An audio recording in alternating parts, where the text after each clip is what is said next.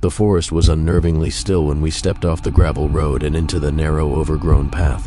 The sun was sinking low, leaving a diluted glow over the treetops, and the air hung thick with the scent of pine and damp leaves. Claire walked ahead, brushing away stray branches with her gloved hand, while Mia and I trailed behind, the crunch of our boots muted by the moss underfoot. Our backpacks rustled softly, the rhythmic sounds oddly soothing against the growing silence. I couldn't shake the feeling that we were being watched. Every time the wind teased the trees into rustling, I flinched. I kept glancing over my shoulder, expecting to catch sight of a deer or even a bear, but saw nothing. We pressed on, our conversation fading to murmurs. The path narrowed, shadows deepening, and soon the fading daylight barely touched the ground. Something about this place felt wrong, but none of us spoke it aloud. The deeper we went, the denser the trees grew, their gnarled branches clawing at the dimming sky. The air felt heavier, the faint scent of pine now tangled with a subtle, musty dampness that made me instinctively breathe through my mouth.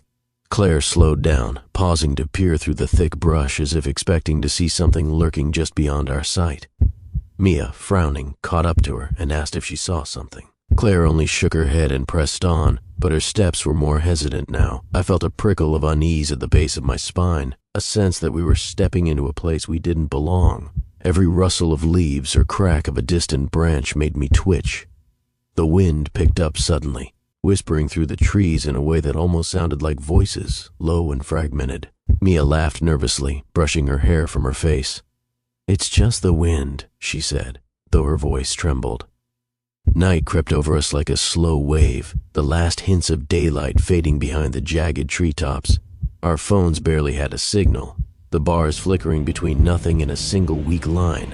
Claire insisted we stick to the path, but it was becoming harder to see where that path actually was. Fallen leaves obscured the trail, and shadows stretched across the ground like dark veins. Mia muttered under her breath about turning back, but Claire's stubborn resolve pushed us forward. The forest felt suffocating, as if the trees were closing in with every step. Then we heard it, a faint, rhythmic tapping, almost like fingers drumming on wood. It was too deliberate, too steady to be an animal. We froze, holding our breath as we strained to listen. The tapping stopped, replaced by a sudden oppressive silence that seemed to amplify the sound of our own rapid breathing. I felt something unseen shift just beyond the tree line. A low hum filled the air, faint but persistent, like a distant machine droning where no machine should be. Claire glanced at us, her earlier bravado faltering. "It's probably just the wind," she whispered, though her voice trembled. We instinctively drew closer, forming a tight circle, as though numbers could protect us from the unseen threat. The glow from our phones seemed weaker, flickering and casting long shadows on the cracked concrete. Mia gasped suddenly, pointing behind me. I spun, heart pounding, but there was nothing there except tangled branches and thick undergrowth. Yet the feeling of being watched pressed heavier, like hands tightening around my throat. Then the tapping returned, louder, closer, echoing from just beyond the trees. The shadows twisted and rippled, shifting like liquid beneath the dim glow of our phones. I felt the air pulse, as if something massive stirred unseen. The night pressed down harder as we moved deeper into the shadows of the woods, every step swallowed by a heavy silence that felt unnatural. My heart pounded in my ears, louder than the whispering wind weaving through the branches above. Claire's grip tightened on my arm, her fingers digging into my skin as if trying to anchor herself to reality.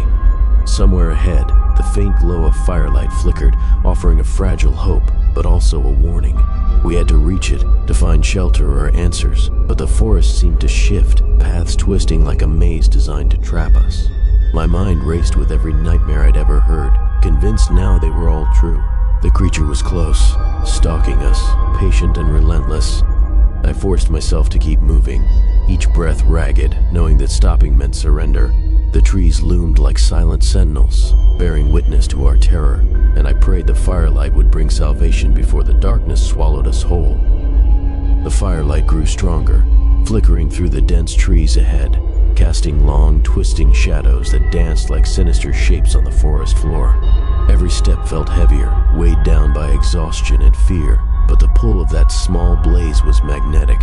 As we drew nearer, the sharp scent of burning wood mixed with something fouler, a metallic tang that made my stomach churn. glanced around nervously, catching movement just beyond the light's edge, too quick to be a trick of the eye. Claire whispered, "Did you see that?" But I was frozen, every nerve screaming that we weren't alone. Suddenly, a low growl rumbled from the darkness behind us, shaking the very air. Panic surged through me, and I grabbed Claire's hand, urging her to run faster, away from the fire and into the unknown, because whatever was out there, it was hunting us relentlessly and wouldn't stop until it had us.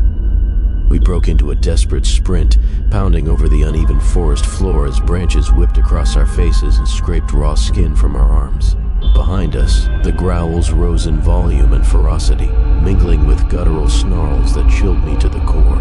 Claire stumbled, her foot catching on a root, but I caught her before she fell, dragging her forward through the thick tangle of bushes and fallen leaves.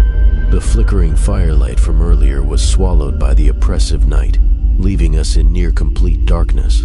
My heart thundered wildly, each breath ragged and sharp. I frantically scanned the shadows for any sign of a trail, a path, or even distant lights that might mean safety. Then faint glimmers pierced the gloom, perhaps a road or a cabin's porch light.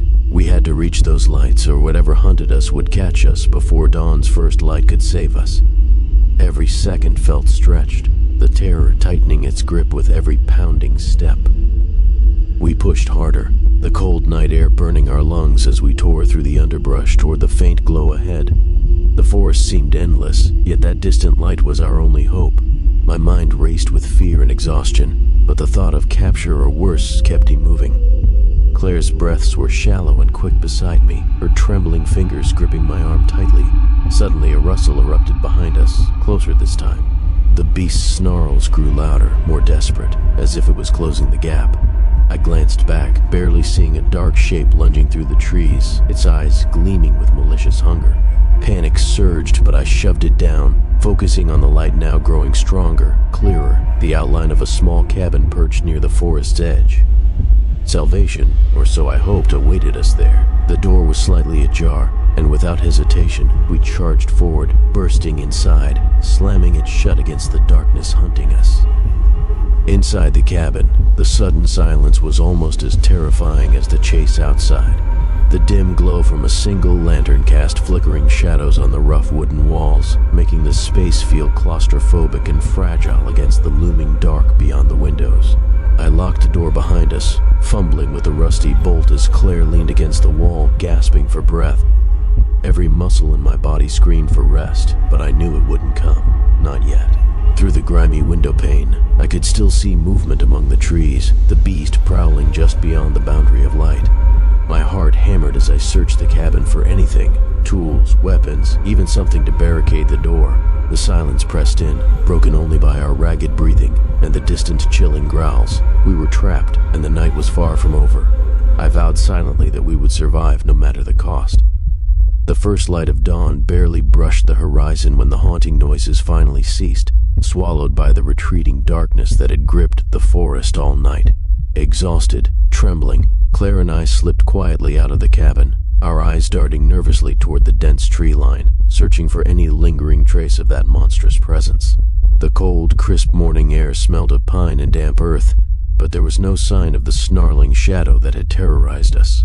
Step by step, we descended the winding trail toward safety, relief flooding through us with every careful footfall. Despite surviving the night, the image of those glowing, malicious eyes and guttural growls seared itself into my memory. That forest, once a peaceful refuge, had become a realm of darkness and fear, where something evil still lurked just beyond sight. Deep inside, I knew this horror was far from over. Somewhere in those trees, the dark waited patiently for its next victim.